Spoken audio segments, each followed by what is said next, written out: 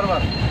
माझी गाडी जमा आहे आणि अधिकाऱ्यांच्या गाड्या जमा होत नाही. येस, मुद्दा आता असा निघाला. आम्ही काल आखाडे साहेबांना प्रत्यक्ष भेट घेतली आणि त्यांना तक्रार केली. तर त्यांनी काय सांगितलं माहिती का, की मी चोपड्याला विचारून खात्री केली, गाडी चोपड्याहून शिरपूरला नेण्याची परवानगी घेण्यात आलेली नाही. जी परवानगी COची घ्यावी लागते एवढं मात्र रेकॉर्डला सिद्ध झालेलं आहे. त्याच्यानंतर ही गाडी आचारसंहितामध्ये व्हिडिओ हे अजून शिरपूरला वास्तव्य करतात भरत कासोदे, म्हणजे ते तिथंच होते.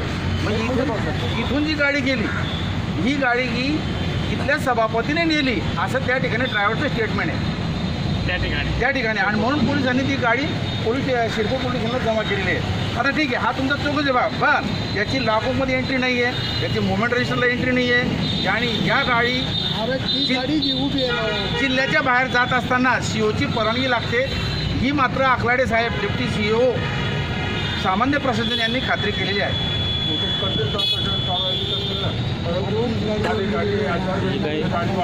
ओके, तुमचं जे म्हणणं आहे ते म्हणणं बरोबर आहे. फक्त राजकीय पदाधिकारी वापरू शकत नाही, मी वापरू शकत नाही. बरं, हा तर आक्षेप खरा आहे की नाही की चोपड्याची गाडी शिरपूर येताना COची परवानगी घेण्यात आलेली नाही.